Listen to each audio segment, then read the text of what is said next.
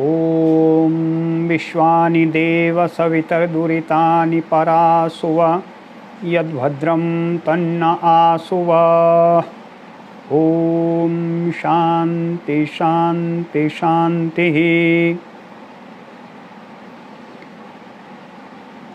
योग दर्शन के आज के सत्र में हम साधन पाद के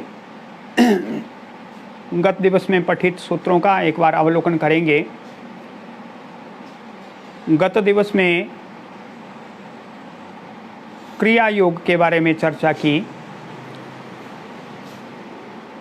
तप स्वाध्याय ईश्वर प्रणिधानानि क्रिया योग। तप स्वाध्याय ईश्वर प्रणिधान ये क्रिया योग है। क्रिया योग से समाधि की ओर हमारी भावना बनती है और क्लेश पतले पड़ जाते हैं, क्षीण हो जाते हैं। क्लेश क्या है? अविद्या, अस्मिता, राग, द्वेष, अभिनिवेशा, क्लेशा, ये 5 क्लेश हैं। वो क्लेश अविद्या उनका क्षेत्र है, वहाँ वो बढ़ते हैं, फलते फूलते हैं। 5 क्लेशों के बारे में भी विचार किया।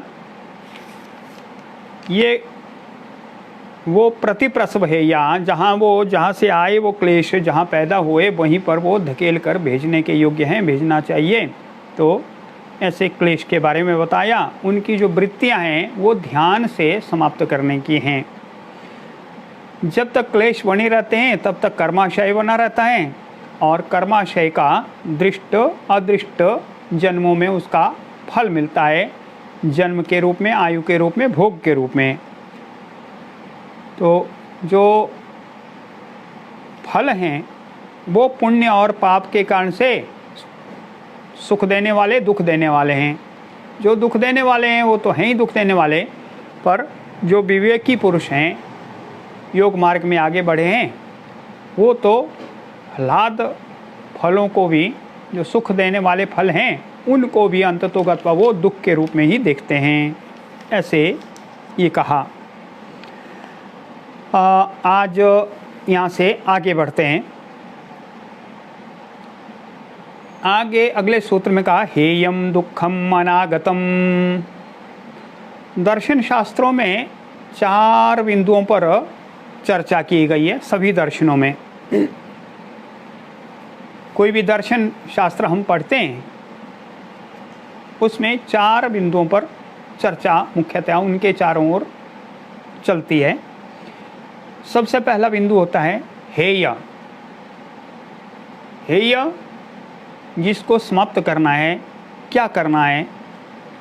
तो कहा हेयम दुखम अनागतम। योग दर्शन कहता है अनागतम दुखम हेयम, जो नहीं आया अभी तक ऐसा दुख वो हेय है, वो समाप्त करने के योग्य है, नष्ट करने के योग्य है, नष्ट करना चाहिए उसको।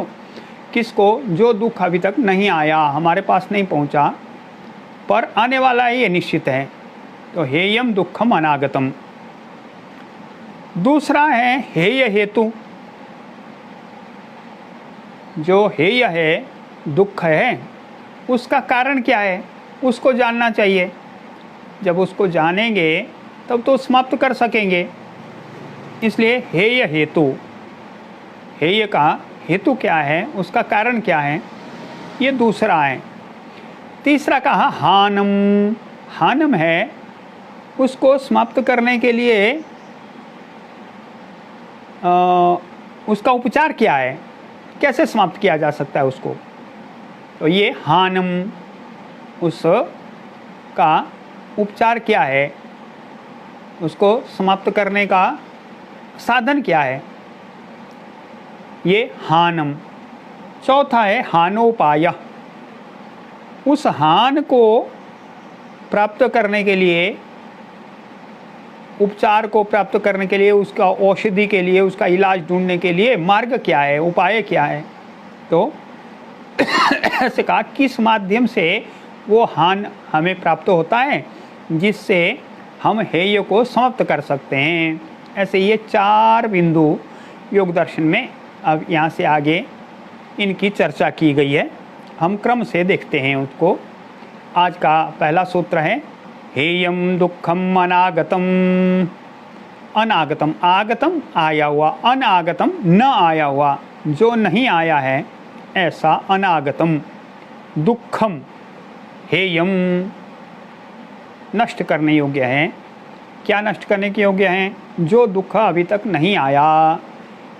क्यों वही नष्ट करने योग्य है? क्योंकि जो पहला दुख हमने भुगत लिया उसका तो कुछ नहीं कर सकते, वो तो भोग लिया। जो वर्तमान में चल रहा है उसको तो हमें झेलना ही है, पर यहाँ से आगे दुख ना हो इसके लिए कहा वो हेय है, उसका उपाय करना चाहिए। हेय हेतु क्या है? वो कारण क्या है उसका? कहा दृष्टि दृश्ययोः संयोगो हेय हेतु हो। दृष्टा और दृश्य का संयोग उस हेय का कारण है। दृष्टा हमारा जीवात्मा और दृश्य ये सब संसार, ये जगत, ये दृश्य हैं। उन दोनों का संयोग ही दुख का कारण है। तो दृष्टा के बारे में कुछ बातें बताई, दृश्य के बारे में स्पष्टता करने के लिए कहते हैं दृश्य क्या है? तो प्रकाश क्रिया स्थितिशीलम भूतेन्द्रियात्मकम भोगापवर्गार्थम दृश्यम। ये दृश्य क्या है? दृश्यम किम अस्ति? तो दृश्य के बारे में बताया, ये इसका शील, इसका स्वभाव क्या है? प्रकाश क्रिया स्थिति जिसका स्वभाव है, जिसका शील है। प्रकाश क्रिया स्थिति ये सब चराचर जगत में, मूल प्रकृति में भी ये तीनों गुण रहते हैं, सत्व रजस तमस। सत्व गुण प्रकाश युक्त है, ज्ञान प्रकाश अभिव्यक्ति ये सारा सत्व गुण का स्वभाव है। और क्रिया स्वभाव है रजोगुण का, वो राजस में प्रवृत्ति उसका स्वभाव है, क्रिया है उसका स्वभाव। और स्थिति स्थिरता नियमन ये तमोगुण का प्रभाव है।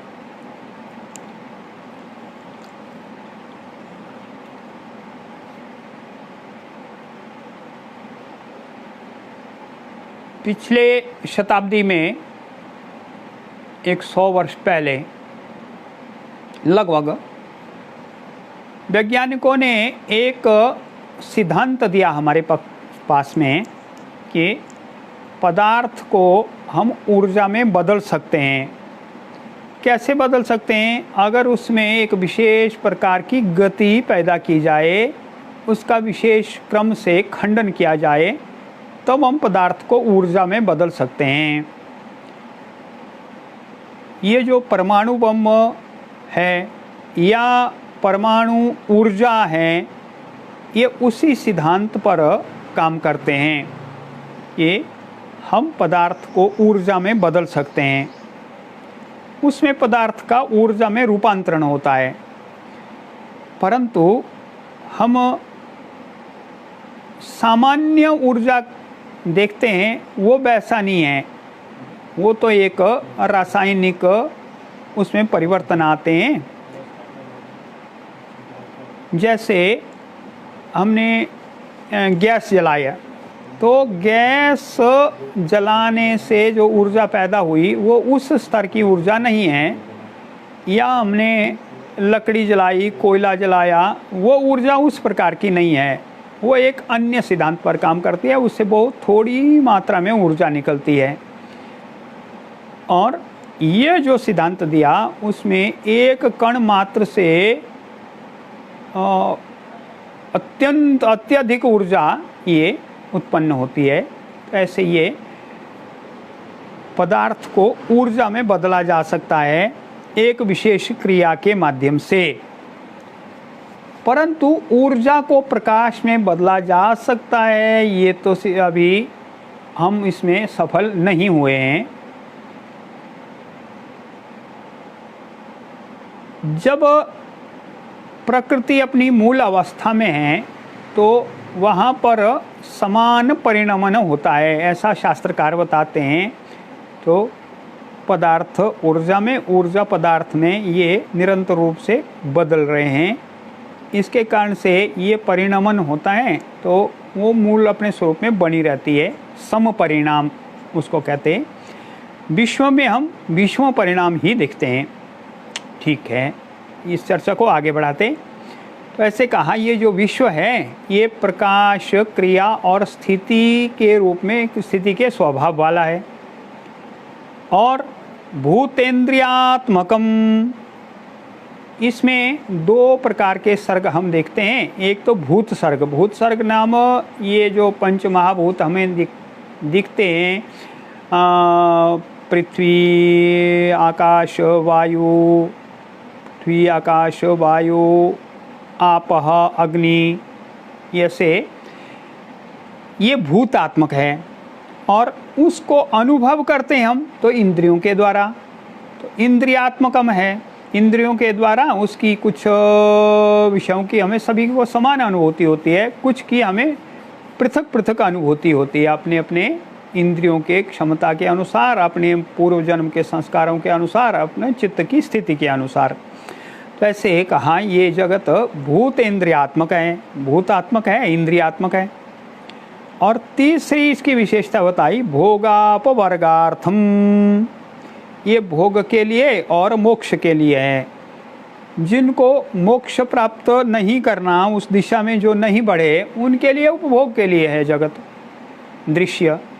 और जिन्हें मोक्ष प्राप्ति की ओर आगे बढ़ना है, योग मार्ग में आगे बढ़ना है, उनके लिए मुक्ति की ओर को रास्ता दिखाने वाला, मार्ग दिखाने वाला ये दृश्य है। इसलिए दृश्य के बारे में महर्षि पतंजलि ने 3 विशेषताएं बताई। पहली, प्रकाश क्रिया स्थितिशीलम, प्रकाश क्रिया और स्थिति स्वभाव वाला। भूतेन्द्रियात्मकम, भूत जगत है और इंद्रियाणी हैं, इंद्रियां, ऐसे भूतेन्द्रियात्मकम। और तीसरा, भोग और मोक्ष को देने वाला, भोग और मोक्ष के लिए ये दृश्य है। ऐसे तो दृष्टा और दृश्य का संयोग हेय हेतु है, दुख का कारण है। तो दृश्य क्या है इसके बारे में आगे इसमें बताया। अगले सूत्र में भी इसी को और विस्तार किया। उसमें कहा, विशेषा विशेष लिंग मात्रा लिंगानी गुण पर्वाणी, ये जो सभी प्रकृति से जो भी उत्पन्न हुआ वो त्रिगुणात्मक है, 3 गुणों वाला है। इसको कहा विशेष अविशेष लिंग मात्र अलिंगानी गुण पर्वाणी, ये गुणों के पोरे हैं। जैसे बांस का एक पोरा होता है तो वहाँ पर फिर गांठ आती है, फिर दूसरा पोरा होता है। जैसे गन्ने का एक पोरा है, गांठ है, दूसरा पोरा है, ऐसे इसके 4 पर्व हैं। कैसे 4 पर्व हैं? एक तो विशेष जो हमें दिखते हैं तो स्थूल रूप में, ये विशेष कहा। तो पृथ्वी है, आपह अग्नि वायु आकाश, ये सब स्थूल हैं, ये विशेष कहे गए हैं। अविशेष, अविशेष हैं 5 तन्मात्राएँ, 5 इंद्रियाँ, कर्मेंद्रियाँ, 5 ज्ञानेंद्रियाँ, मन और अहंकार, ये अविशेष कहे गए हैं। और लिंग मात्र महत्तत्व, ये लिंग मात्र है, उसकी मात्र सत्ता है, अस्तित्व है। वो कैसा है इसको तो नहीं कह सकते हैं, पर सत्ता तो उसकी है, इसलिए लिंग मात्र है। उसमें प्रकटीकरण शुरू हो गया और उसका प्रकृति में लय हो जाता है, इसलिए लिंग मात्र कहा उसको। और अलिंग, अलिंग है प्रकृति मूल रूप में प्रधान, जिसको कहा वो व्यक्त नहीं है, इसलिए वो अलिंग है। तो ऐसे ये 4 स्तर हैं गुणों के, 4 क्रम हैं। विशेष स्थूल महाभूत, अविशेष सूक्ष्म जगत, सूक्ष्म जगत ज्ञान इंद्रियां, कर्म इंद्रियां, मन अहंकार और 5 तन्मात्राएं। और लिंग मात्र महत्तत्व, बुद्धि जो हमारे अंदर है, चित्त जो हमारे अंदर है वो। और अलिंग, प्रकृति, ऐसे 4 गुण पर्व कहे। तो ये सब तो दृश्य के बारे में बताया, दृश्य कैसा है, ऐसा है, 3 उसकी विशेषताएं बताई, और ये सब गुणों का ही खेल है वो 4 पर्व वाला। आगे अगले सूत्र में बताया तो दृष्टा क्या है, दृश्य के बारे में तो बता दिया, दृष्टा क्या है, दृष्टा दृशि मात्र शुद्धोपि प्रत्ययानुपश्य, वो दृशि मात्र है, वो चेतन मात्र है, केवल उसमें चेतना है और उतना ही है। तो हमें फिर प्रश्न होता है कि दृष्टा वो देखता कैसे है फिर, यदि वो केवल चेतन मात्र है, चेतना मात्र है और कुछ वो करता नहीं, देखता नहीं है, तो वो दिखाई कैसे देता है? तो कहाँ शुद्धो अपि, ये जब शुद्ध है तो प्रत्ययानुपश्य, प्रत्यय के द्वारा पश्यति, प्रत्यय माध्यमेन पश्यति। प्रत्यय कहते जब बाहरी वस्तुओं का और इंद्रियों का चित्त में एक बिंब बनता है, तो उस बिंब, वो बिंब चेतन को भी प्रतिबिंबित करता है, वो भी उसमें आता है, इसलिए उस प्रत्यय के द्वारा बुद्धि में जो ये छवि बनती है उसके माध्यम से वो देखता है। ऐसा प्रत्ययानुपश्य, ये दृष्टा के बारे में बताया। आगे फिर कहा तदर्थ एव दृश्यस्यात्मा, ये जो दृश्य है संसार, इसका अस्तित्व उसी के लिए है, दृष्टा के लिए ही दृश्य का अस्तित्व है, दृश्य का जो भी सार्थकता है वो दृष्टा के लिए ही है। तब प्रश्न होता है यदि दृष्टा के लिए है, जो मुक्त हो गया, जो कृतार्थ हो गया, तो फिर उसके बाद में क्या दृश्य समाप्त हो जाता है? तो कहता नहीं, ऐसा नहीं होता है। उसमें सूत्रकार बोलते हैं कृतार्थम प्रति नष्टम अप्यनष्टम तदन्य साधारणत्वात्। जो कृतार्थ हो गया, जिसको मालूम हो गया कि ये भोग के लिए नहीं, अपवर्ग के लिए, मोक्ष प्राप्ति के लिए ये संसार है, ये दृश्य है, तो वो कृतार्थ हो गया, उसके लिए तो नष्ट हो गया, ये जैसा है वैसा नहीं है। तो पर अन्य साधारणत्वात्, अन्य सब लोगों के लिए ये जनरल है, सब के लिए है। जैसे हम बस में बैठते हैं, जब हम अपने स्थान पर पहुंच गए तब बस से हमारा प्रयोजन नहीं रहा, इसलिए हमारे लिए बस चल रही है ना चल रही है तो कोई कठिनाई नहीं आती हमें, हम तो अपने स्थान पर पहुंच गए। पर बस केवल मेरे लिए नहीं है, वो तो सभी के लिए है, इसलिए अन्य सब लोगों के लिए वो उस रूट पर चलती रहेगी निरंतर रूप से, जो उसका समय निश्चित है उस पर वो बस आती रहेगी, जाती रहेगी, अपने रूट पर चलती रहेगी। और जो अपने स्थान पर पहुंच गया, गंतव्य पर पहुंच गया, उसके लिए तो वो चले या ना चले उसको कोई उससे समस्या नहीं आती है, इसलिए वो अपने स्थान पर पहुंच गया। तो ऐसे विश्व या संसार दृश्य ये अन्य साधारणता इसकी है, ये सब के लिए जनरल है, ये सभी के लिए, इसलिए वो तो बना रहता है। परंतु जो कृतार्थ हो गया उसके लिए वो तो नष्ट जैसा ही है, ऐसा कहा। अगले सूत्र में कहा स्वस्वामी शक्तयोः स्वरूपोपलब्धि हेतु संयोग। अन्य कहा संयोग, संयोग का हेतु क्या है? ने कहा संयोग के कारण से ये दुख होता है। किसके? दृष्टा और दृश्य के संयोग के कारण से दुख है, यह है वो, इसलिए उसको समाप्त करना। पर उसके पहले कहा कि केवल इतना नहीं है, उसका और प्रयोजन भी है, एक विशेष प्रयोजन है। क्या? तो स्वस्वामी शक्तयोः स्वरूपोपलब्धि हेतु,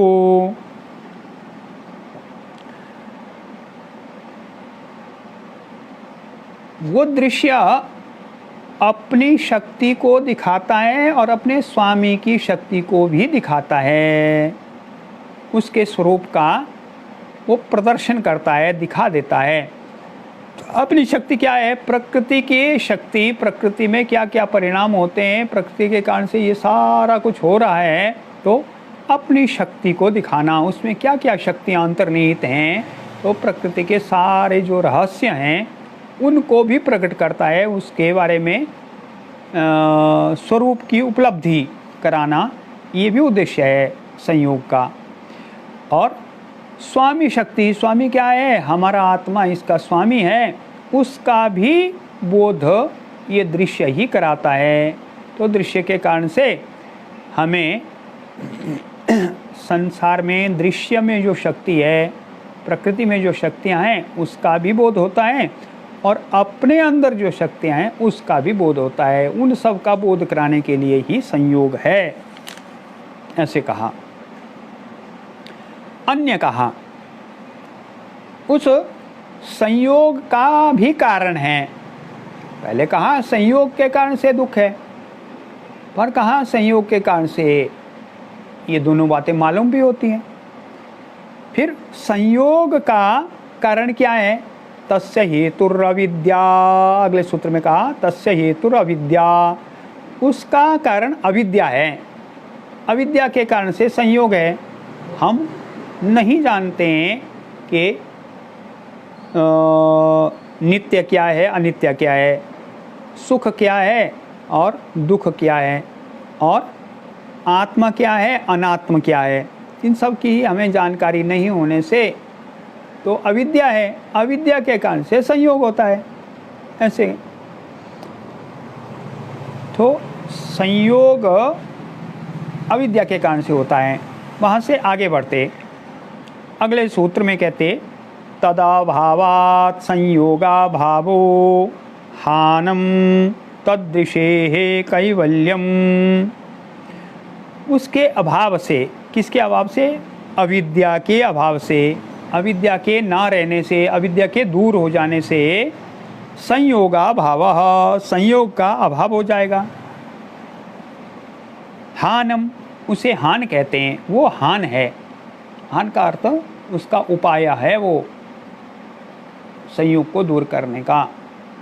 तो तदा भावे संयोगा भावो, उस अविद्या के अभाव से संयोग का अभाव हो जाएगा, उसको हान कहते हैं। और तदृशेः कैवल्यम, ये ही आत्मा का कैवल्य कहा जाता है। ये जो हान है यही आत्मा का कैवल्य है। क्या है हान? अविद्या का दूर हो जाना। अविद्या के कारण से संयोग होता है, तो संयोग दुख का कारण है। इसलिए जब अविद्या दूर हो गई, नष्ट हो गई, तो संयोग भी समाप्त हो गया। संयोग समाप्त हो गया तो दुख भी समाप्त हो गए, ऐसे। और वो स्थिति कहा दृशेः कैवल्यम, दृष्टा के लिए वो स्थिति कैवल्य की स्थिति है। अब कहते उसका उपाय क्या है? हान को प्राप्त करने का लिए उपाय क्या है? जैसे हम बोलते हैं कि ये बीमारी है, इसके लिए ये अमुक औषधि है, ये कोरोना है, कोरोना के लिए ये औषधि है। तो वो औषधि तो हमें, हाँ ठीक है ये औषधि है, वैक्सीन उसकी औषधि है। तो उसका उपाय क्या है? उपाय उसको प्राप्त कैसे करना है? तो उसमें फिर भिन्न भिन्न वैज्ञानिक काम कर रहे हैं, टेस्टिंग चल रही है, ये बनेगी और उसके बाद में फिर वो मिलेगी, तो उससे ही इसका इलाज मिल जाएगा। वैसे कहा ये हान है, तो हान को प्राप्त करने के लिए क्या है, उसका उपाय क्या है? तो कहा विवेक ख्यातिरविप्लवा हानोपायः। जो विप्लव रहित, विप्लव का अर्थ है उठापटक रहित, जिसमें विचलन नहीं है, पक्का। विवेक ख्याति, तो विवेक ख्याति आत्मज्ञान, आत्मा के बारे में जानकारी हो जाना, ये हानोपाय, हान का उपाय है। तो क्या है हानोपाय? अविप्लवा विवेक ख्याति। विप्लव रहित विवेक ख्याति हान का उपाय है। ऐसे चारों बातें हमारे सामने आई। हान क्या है? हेय क्या है?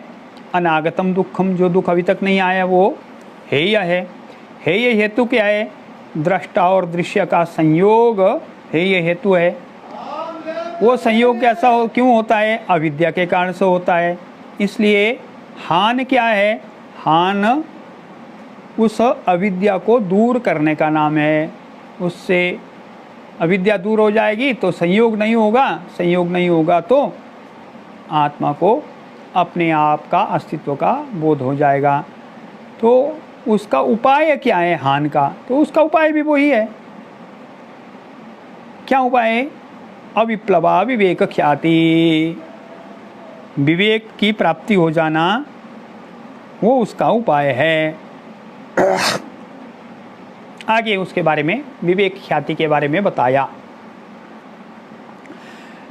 तस्य सप्तधा प्रांत भूमि प्रज्ञा, प्रज्ञा कहते बुद्धि को।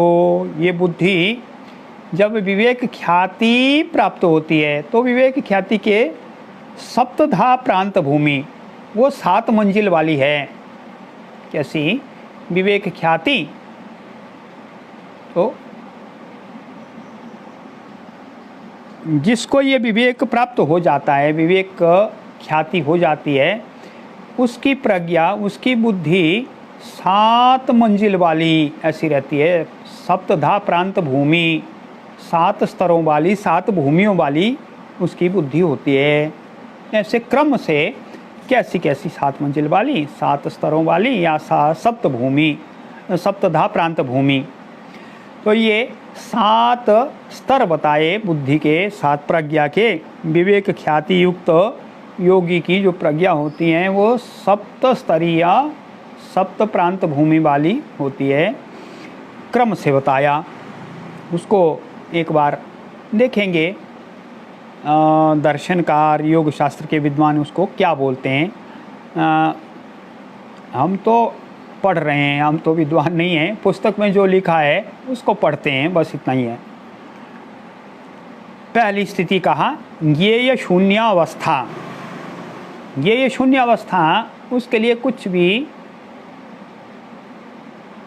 जानने के लिए बचा नहीं रहता है कि इसको नहीं जान सके, इसको नहीं जान सके, ये नहीं जाना तो वो सब कुछ जान गए। तो इसको कहा ज्ञेय शून्य अवस्था। योगी ये शून्य अवस्था में आ जाता है, वो सब कुछ जान जाता है। दूसरा हेय शून्य अवस्था, जिसको दूर करना, जिसको दूर हटाना, तो वो भी कुछ नहीं रहा उसके पास में। जिसको दूर हटाना था वो हटा चुके, इसलिए हेय शून्य, उसके लिए कुछ ऐसी वस्तु नहीं है, कोई ऐसा दुख नहीं है, कोई समस्या नहीं है जिसको दूर हटाना है। इसलिए हेय शून्य अवस्था, ये दूसरी अवस्था, दूसरी भूमि, दूसरी मंजिल।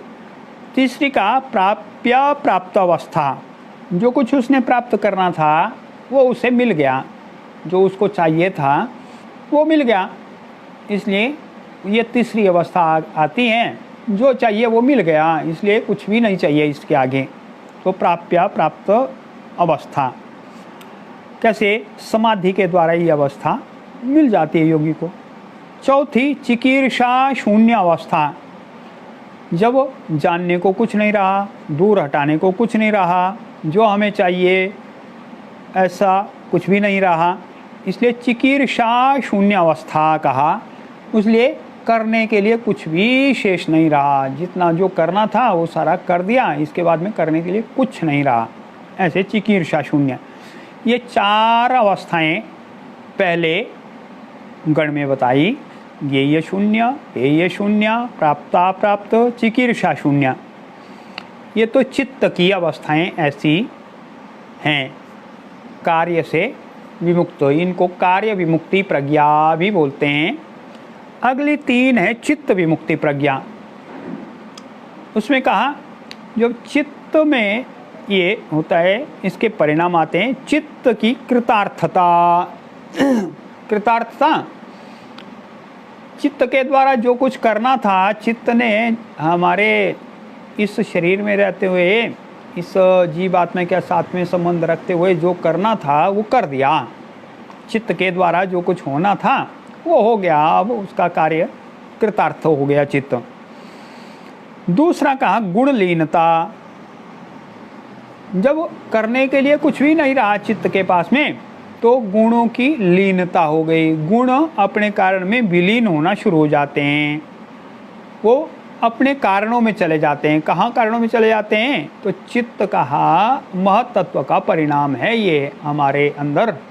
तो महतत्व में जो गुण हैं वो मूल प्रकृति में लीन हो जाते हैं महत के बाद में। तो ये गुण लीनता ये छठी अवस्था है।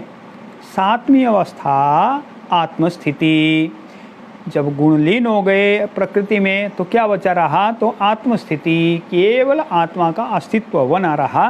तो ये सातवीं प्रज्ञा कही। ऐसे तो विदेह हो जाता है व्यक्ति। ये सात तस्य सप्तधा प्रांत भूमि प्रज्ञा, किसकी? विवेक ख्याति प्राप्त योगी की बुद्धि सात प्रांत भूमियों वाली प्रज्ञा उसकी बुद्धि हो जाती है।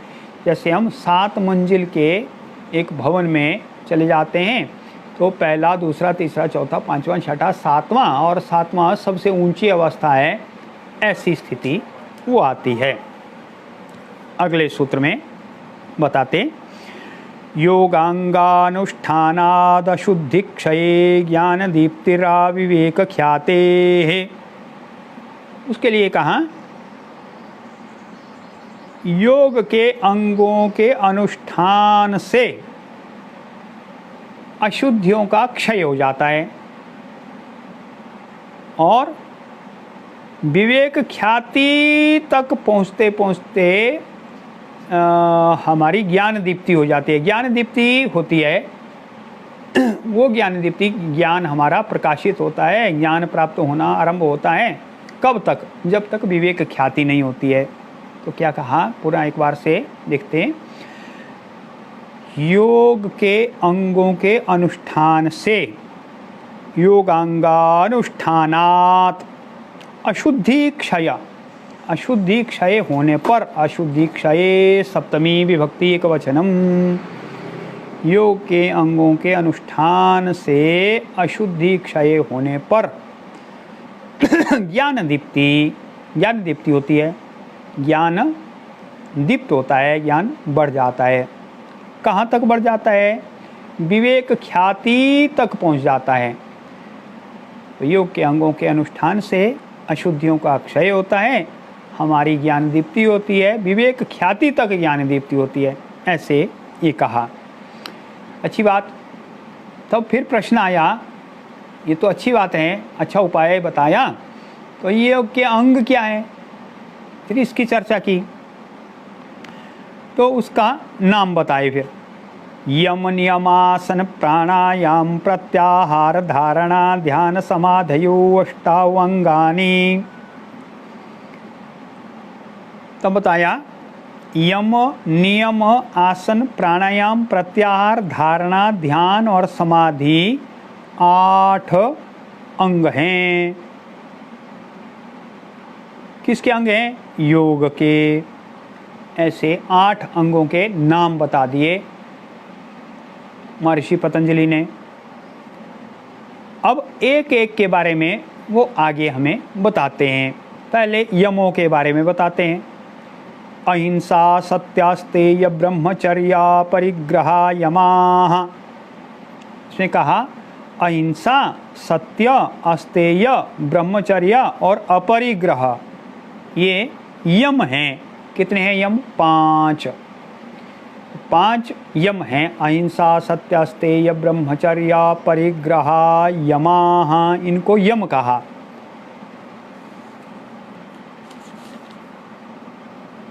इनके बारे में एक विशेष बात महर्षि पतंजलि बताते हैं। सूत्र में देखते, जाति देश काल समयानवच्छिन्नाः सार्वभौमा महाव्रतम। इनको महाव्रत कहा। कैसे महाव्रत हैं? जाति देश काल समयात अनवच्छिन्नाः। इनको जाति से, देश से, काल से, समय से परे रखकर इनका पालन करना है। सार्वभौमाः, सर्वदा सदा सभी स्थानों पर ये पालन करने योग्य हैं, इसलिए ये महाव्रत हैं। कैसे? जाति, मानो अहिंसा व्रत है। अहिंसा का अर्थ है किसी को भी पीड़ा नहीं देना, नुकसान नहीं पहुंचाना, शारीरिक मानसिक सभी प्रकार से। तो जाति हिंसा, उसने कहा हम तो बकरे को तो खा जाएंगे, बाकी जीवों को नहीं खाएंगे। तो पर भगवान सूत्रकार कहते नहीं, ऐसा नहीं है। किसी को भी नहीं, किसी को नहीं तो बकरे को भी नहीं या मुर्गे को भी नहीं। तो ऐसे कहा जाति हिंसा, किसी के साथ भी हिंसा नहीं करना। और देश, देश कहा? अरे वहाँ पर तो मंदिर में, यहाँ तो सच बोलेंगे, बाकी जगह में थोड़ा छल कपट चल जाएगा। तो कहा नहीं, ऐसा नहीं है। केवल एक स्थान छोड़कर नहीं, सभी स्थानों पर, सभी स्थानों पर इसका पालन करना। तो देश, काल, तो काल के बारे में भी बताया। ये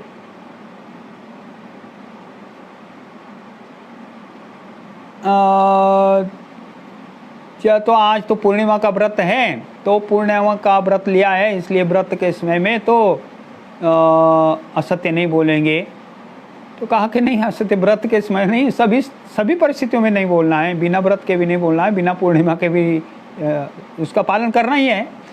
तो ऐसे एकादशी के दिन में ये काम नहीं करेंगे, ऐसा कोई व्रत लेते हैं। तो ऐसा कहा कि नहीं, केवल एकादशी नहीं, सर्वदा के लिए ये व्रत हैं।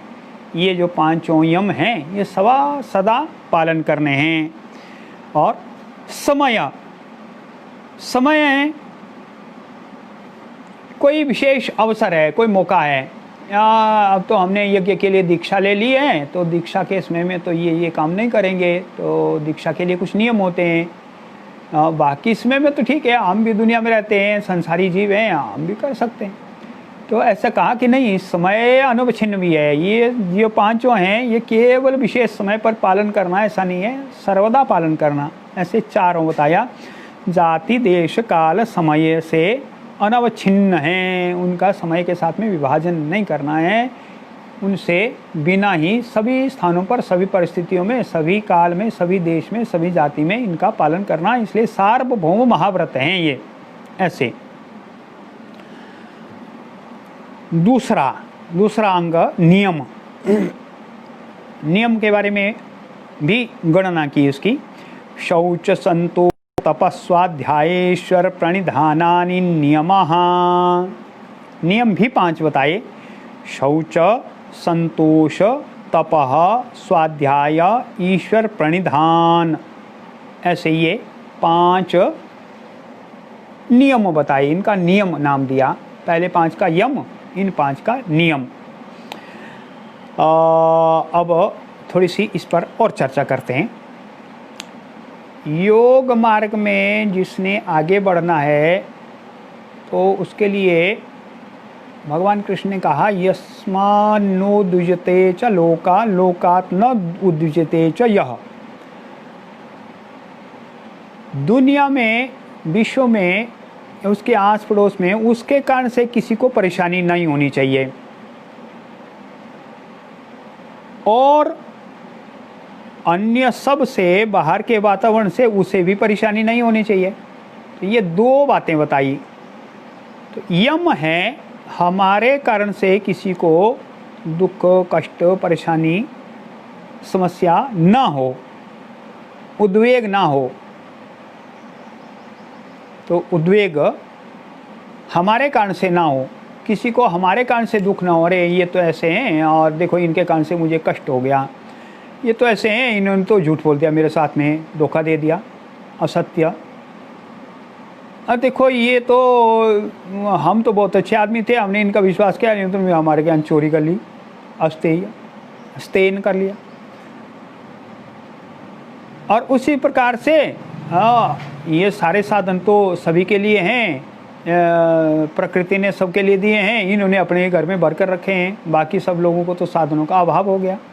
ऐसे सब अपने पास ही जमा कर लिया, जमाखोरी हो गई, बाकी लोगों को उसका अभाव हो गया वस्तुओं का।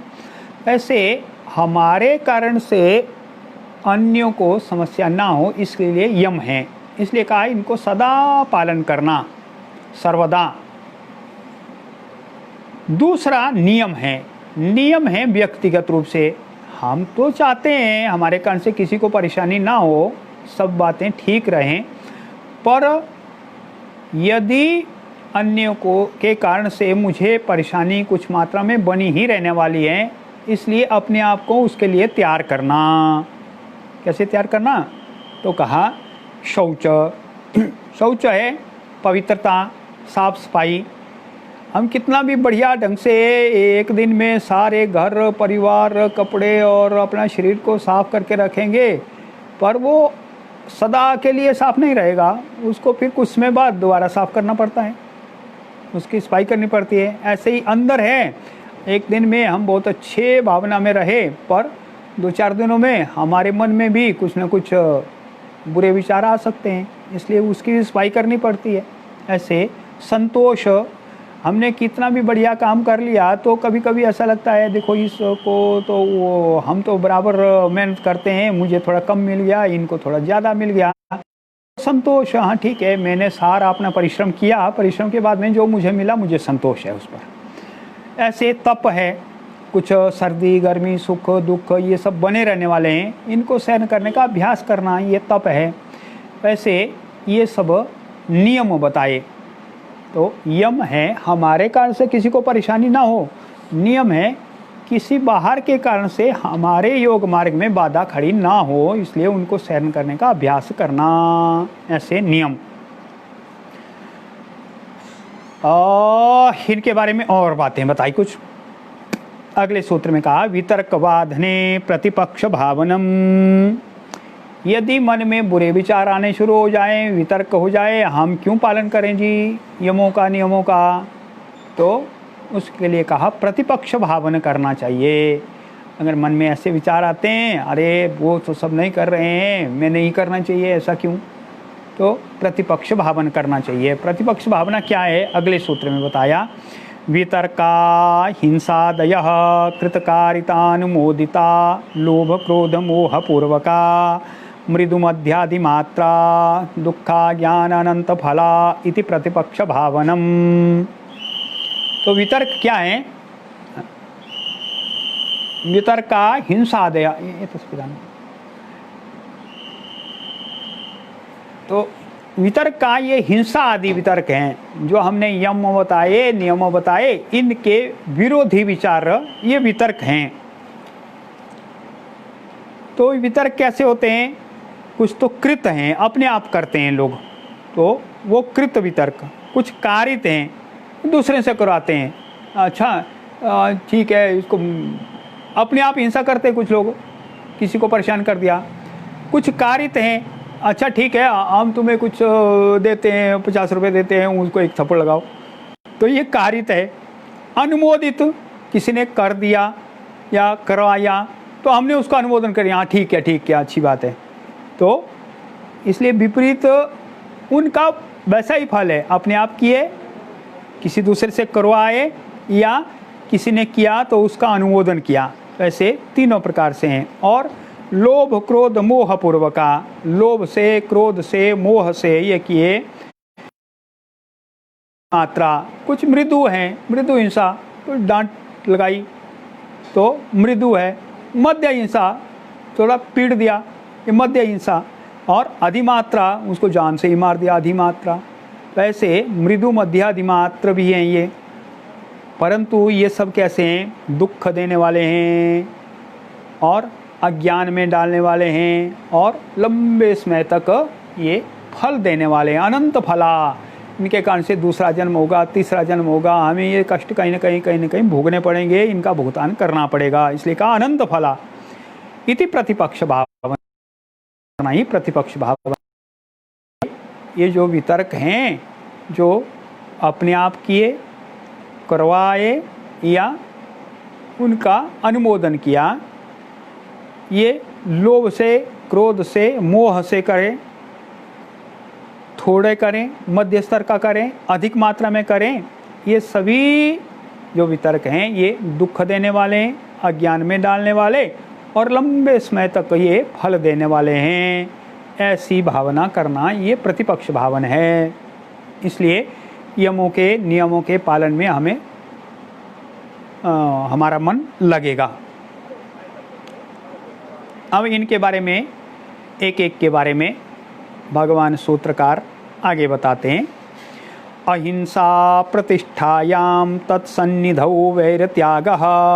जब अहिंसा में कोई प्रतिष्ठित हो जाता है, अहिंसा तत्व उसका सिद्ध होता है, तो उसके समीप अन्य लोग बैर का त्याग कर देते हैं, वो उसके साथ में बैर नहीं करते।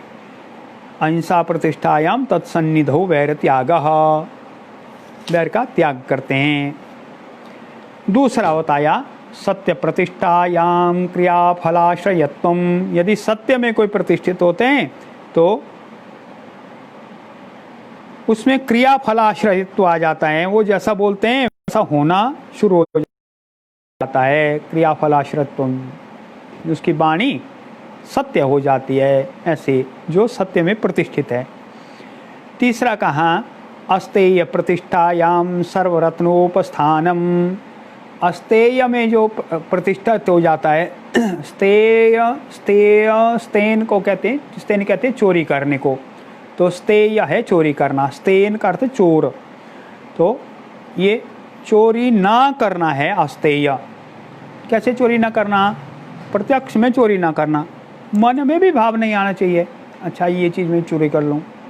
बहुत बार क्या होता है, कोई देख लेंगे या अगर मैं पकड़ा गया तो अरे बड़ी बेइज्जती हो जाएगी, लोग बोलेंगे अच्छा इस घर का है तो ऐसा नालायक काम करता है। तो उसके भय के कारण से और अप्रतिष्ठा के कारण से चोरी नहीं करते हैं।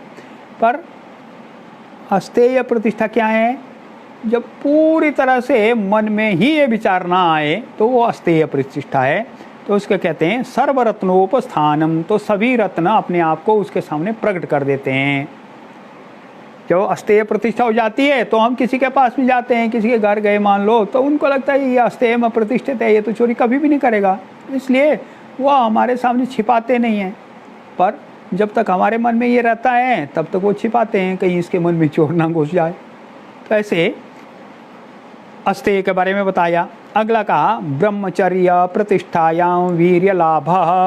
जब ब्रह्मचर्य में प्रतिष्ठित हो जाते हैं तो वीर्य लाभ होता है, सर्वदा उत्साह बना रहता है, कभी भी निराशा नहीं आती है। वीर्य लाभ, सर्वदा उत्साही रहता है वो साधक। सामर्थ्य उसका बढ़ता जाता है, उसका सामर्थ्य कम नहीं होता है। अपरिग्रह स्थैर्य जन्म कथनता संबोध। अपरिग्रह कहते हैं हमारे जितनी आवश्यकता है उतना ही लेना, उससे अधिक नहीं लेना। हमारी आवश्यकता है 3-4 जोड़ी कपड़े, उससे हमारा काम चल जाता है। पर लोगों के पास में 50 जोड़ी कपड़े होते हैं, जूते 37 जोड़ी जूते होते हैं, तो उसका क्या करना? इतना सारा ढेर सारा संग्रह करना, इसको परिग्रह बोलते हैं। अपरिग्रह जितना हमारे लिए आवश्यक है, मेरे लिए आवश्यक है, मेरे परिवार के लिए जितना आवश्यक है उतना ही इकट्ठे करना। उससे ज़्यादा इकट्ठे करने से तो वो झंझट है, क्योंकि 15 वर्ष बाद, 20 साल बाद ये सारी परिस्थितियाँ बदल जाती हैं, तो उस परिस्थिति के लिए वो सब चीज़ नकारा हो जाती है। इसलिए वो जितनी आवश्यकता है उतना संग्रह करना, ये इतना ही रखना, ये अपरिग्रह है। आवश्यकता से अधिक नहीं लेना। जब ये भाव दृढ़ हो जाता है तो कहते हैं जन्म कथनता संबोध। जन्म के जन्म में, पूर्व जन्म में हम कैसे थे, मैं क्या था, कहाँ था, इसके बारे में जानकारी हो जाती है। अच्छा तो कैसे होती है मुझे भी मालूम नहीं। अगला कहा शौचात स्वंग जुगुप्सा परेरा संसर्ग। शौच, शौच कहते पवित्रता होने को। जब बाहरी शौच है, साफ सफाई रखना, उसके कारण से क्या होता है, स्वंग जुगुप्सा, अपने अंगों में ही जुगुप्सा हो जाती है। अरे हाँ ऐसे ही है, मेरा शरीर भी ऐसे है, हर रोज़ ये मैला हो जाता है और उसको सफाई करनी पड़ती है हर रोज़। तो ऐसे कहते शौच से ये भाव पैदा हो जाता है, स्वंग जुगुप्सा, अपने अंगों में ही जुगुप्सा हो जाती है। और परेर असंसर्ग, अन्य लोगों के साथ में भी संसर्ग की इच्छा नहीं होती है। जैसे मेरे शरीर में, मेरे अंगों में मलिनता है, वैसे इनके अंगों में मलिनता है, इसलिए बहुत उनके पास में संसर्ग की इच्छा नहीं होती है। ऐसे कहा शौच। और शौच से क्या होता है, शौच का दूसरा फल भी बताया, सत्व शुद्धि सोमनस्य एकाग्र इंद्रिय जयात्म दर्शन योग्यत्वानि च। इससे कुछ और लाभ भी बताए शौच से। सत्व शुद्धि, अंतःकरण की शुद्धि होती है शौच से, अंतःकरण भी शुद्ध हो जाता है। जब हम ये भावना करते हैं बाहरी शौच आंतरिक शौच, तो अंतःकरण शुद्ध हो जाता है। सत्व शुद्धि सोमनस्य, हमारा मन अच्छा रहता है, मन की प्रसन्नता बनी रहती है। सोमनस्य एकाग्र्य, चित्त की एकाग्रता बनती है शौच से। इंद्रिय जय, इंद्रियां हमारे वश में रहती हैं, जैसा हम चाहते हैं वैसा ही इंद्रियां व्यवहार करती हैं, इंद्रिय जय। और आत्मदर्शन योग्यत्व, अपने आप को आत्मदर्शन की, आत्म साक्षात्कार की योग्यता पैदा हो जाती है। दर्शन नहीं होता शौच से, पर उसके लिए हम योग्य हो जाते हैं, अर्हता आ जाती है। तो ऐसे शौच से ये 5 अन्य फल भी बताए। आगे संतोष, संतोषाद अनुत्तम सुख लाभा। उत्तम कहते बहुत बढ़िया को, अनुत्तम का अर्थ जो उत्तम नहीं है ऐसा नहीं है उसका अर्थ। उसका अर्थ है जिससे उत्तम अन्य किम अपि नास्ति, उससे बढ़कर और कुछ भी नहीं है, तो ऐसे अनुत्तम। जब हम संतोष प्राप्त करते हैं, संतोष में प्रतिष्ठित हो जाते हैं, तो कहते हैं उससे बढ़कर अन्य सुख नहीं है। ऐसा सुख मिलता है, उससे बढ़कर अन्य कोई सुख नहीं है।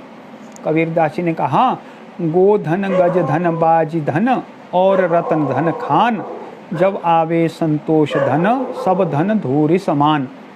तो गोधन है, गज धन है, बाजी धन, बाजी घोड़ा, ऐसे जो धन हैं और रत्नों की खान भी हैं, ये सब धन हैं। पर जब संतोष धन मिल जाता है तो अन्य सभी प्रकार के धन धूल के जैसे लगते हैं। ऐसे कहा संतोषाद अनुत्तम सुख लाभः, ऐसे अत्यंत सुख की प्राप्ति उससे होती है। अगला नियम बताया तप, कायेन्द्रिय सिद्धि अशुद्धि क्षया तपसः। तप से, तप के द्वारा काय और इंद्रिय की सिद्धि हो जाती है, अशुद्धि क्षयात, अशुद्धियों के क्षय से। तप का आचरण जब हम करते हैं तो अशुद्धि क्षय, अशुद्धि क्षय हो जाता है, अशुद्धियाँ क्षय खत्म हो जाती हैं, वो छिज जाती हैं अशुद्धियाँ, और उससे हमारी काया और इंद्रियाँ इनकी सिद्धि हो जाती है। काया शमना, हमारा शरीर दृढ़ हो जाता है, मजबूत हो जाता है, हमारी इंद्रियाँ सक्षम होती हैं। जब तक हमारा शरीर रहता है तब तक सभी इंद्रियाँ अच्छी प्रकार से काम करती हैं।